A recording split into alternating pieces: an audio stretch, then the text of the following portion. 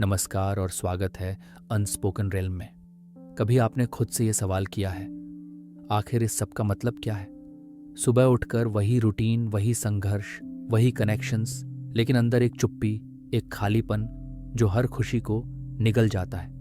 कहीं ऐसा तो नहीं कि इस जीवन का कोई असली अर्थ है ही नहीं? शायद जो मीनिंग हम ढूंढते हैं वो सिर्फ एक इल्यूजन है जिसे हमने बनाया है ताकि इस केओस में थोड़ा ऑर्डर महसूस हो।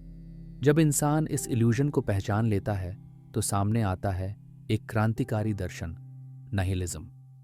नाहिलिज्म कहता है कोई अल्टीमेट ट्रूथ नहीं है, कोई डिवाइन पर्पस नहीं है, और मोरालिटी सिर्फ एक सामाजिक निर्माण है, नॉट एन एब्सोल्यूट ट्रूथ। ये फिलॉसफी न तो सिखाती है कि क्या करना चाहिए और न ही बताती है कि क्या अच्छा है या बुरा, बल्कि ये आपको पूरी तरह खोल देती है सच के सामने या शून्य के सामने।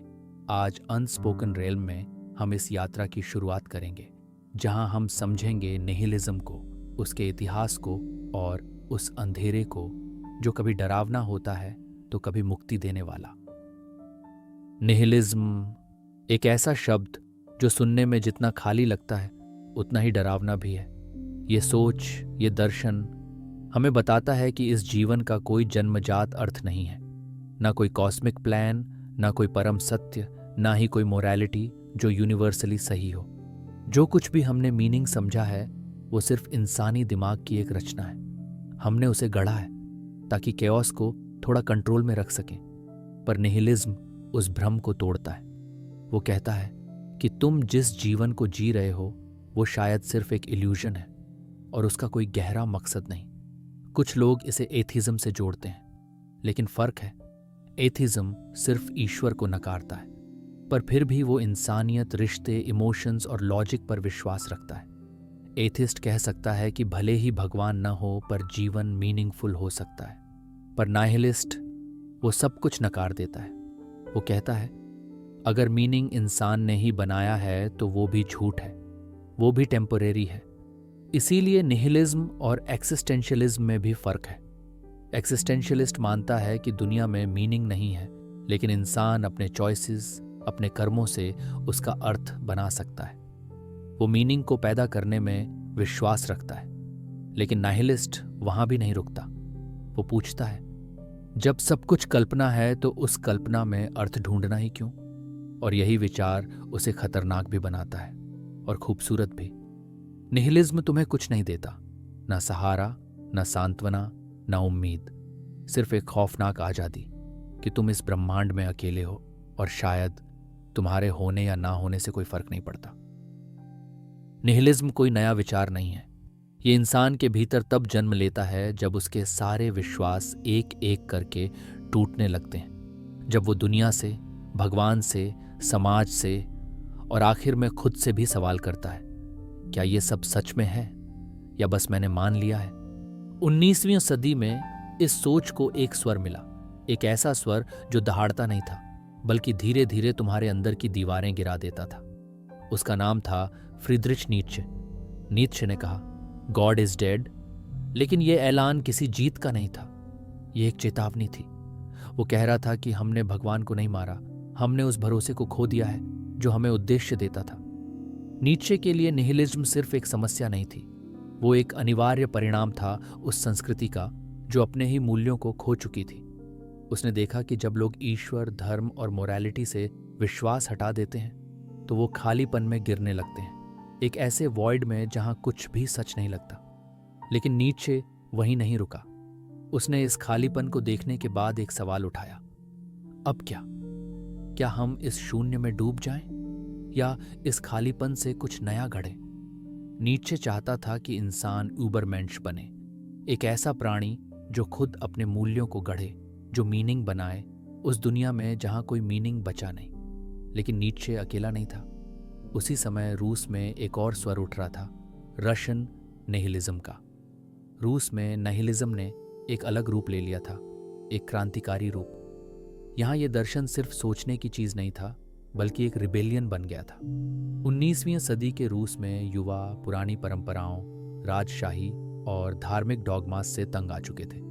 उन्होंने हर अथॉरिटी को नकार दिया, राजा, पादरी, शिक्षक, यहाँ तक कि माता पिता तक। उनका नारा था ट्रस्ट नथिंग, डिस्ट्रॉय एवरीथिंग। उनके लिए निहिलिज्म एक हथियार था, पुरानी व्यवस्था को मिटाने का।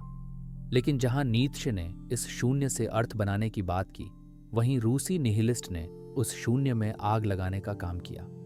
समय के साथ निहिलिज्म ने कई रूप लिए।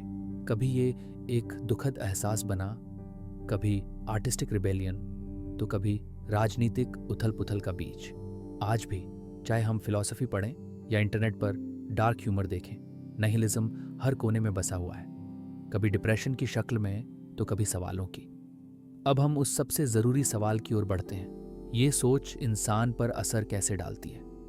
आगे हम जानेंगे कि निहिलिज्म सिर्फ विचार नहीं, बल्कि एक मानसिक स्थिति भी है, जो इंसान को या तो तोड़ देती है या उसे कुछ भी खोने के डर से आज़ाद कर देती है।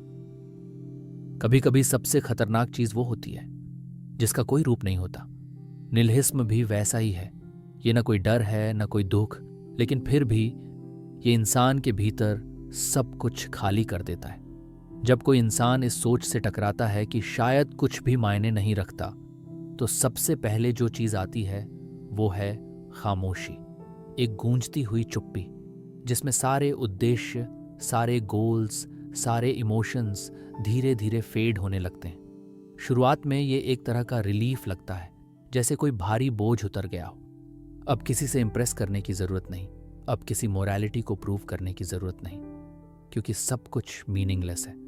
लेकिन फिर वो खालीपन धीरे धीरे अंदर रिसने लगता है। रिलेशनशिप्स हॉलो लगते हैं, सक्सेस पॉइंटलेस, और दुख बस एक रूटीन। निहिलिज्म का मनोवैज्ञानिक असर गहरा होता है।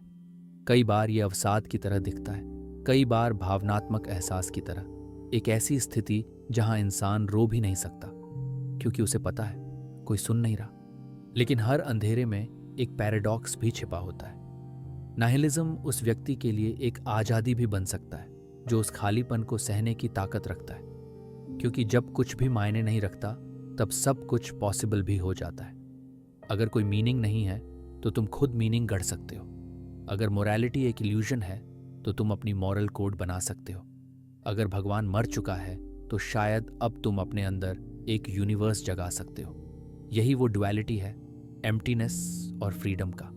निहिलिज्म दोनों दे सकता है, या तो तुम उसमें डूब जाओगे या उससे ऊपर उठकर खुद के निर्माता बन जाओगे। लेकिन इस आज़ादी में भी खतरा है, क्योंकि हर कोई उस शून्य का सामना नहीं कर सकता। कुछ लोग टूट जाते हैं, वो एक्सट्रीम पेसिमिज्म में गिरते हैं, या ऐसी रिबेलियन में जो खुद को ही खत्म कर देती है। इसीलिए सवाल उठता है, क्या निहिलिज्म खतरनाक है? शायद हाँ।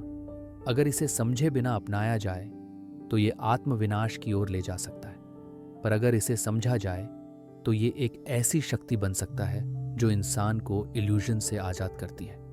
ये विचार ना कोई उत्तर देता है, ना कोई दिशा दिखाता है। ये बस एक आईना है जिसमें हर इंसान को खुद देखना होता है।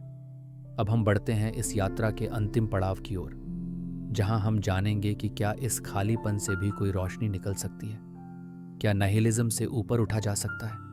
आइए चलते हैं अंतिम निष्कर्ष की ओर। तो अब सवाल ये है, क्या निहिलिज्म सिर्फ एक अंधेरा है, या ये अंधेरे के बीच वो जगह है जहां इंसान को खुद को दोबारा गढ़ने का मौका मिलता है?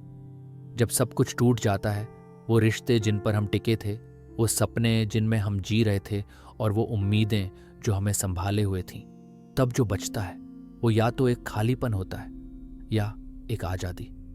निहिलिज्म अगर सही से समझा जाए तो ये हमें एक ऐसी जगह ले जाता है जहां इल्यूजन की दीवारें गिर जाती हैं। अब कोई नियम नहीं बचता, कोई प्रेशर नहीं, कोई मीनिंग प्रूव करने की ज़रूरत नहीं, और वहीं से शुरू होता है पर्सनल फ्रीडम। क्योंकि जब कुछ भी होना ज़रूरी नहीं होता, तब हम वो बन सकते हैं जो सच में हैं। न सोसाइटी की एक्सपेक्टेशन, न रिलीजन का डर, न मोरालिटी का बर्डन, बस एक रॉ एग्जिस्टेंस जिसे आप अपनी मर्जी से आकार दे सकते हैं। लेकिन ये रास्ता आसान नहीं है, ये सच्चाई सबके बस की नहीं होती। बहुत से लोग इससे डरते हैं क्योंकि ये किसी सहारे के बिना जीने की मांग करता है, और यही है निहिलिज्म की असली ताकत, वो तुम्हें आज़ाद करता है। लेकिन उस आज़ादी की कीमत खुद तुम हो। आज हमने जाना कि निहिलिज्म सिर्फ सब बेकार है वाला दृष्टिकोण नहीं है, ये एक गहरी दरार है जहां से या तो रोशनी फूटती है या सब कुछ निगलने वाला अंधेरा। अब फैसला तुम्हारा है। तुम इस फिलॉसफी को एक कर्स मानोगे या एक रॉ ट्रूथ जो इल्यूजन से आजादी की ओर ले जा सकता है। अनस्पोकन रेल्म में आज की इस यात्रा के लिए धन्यवाद।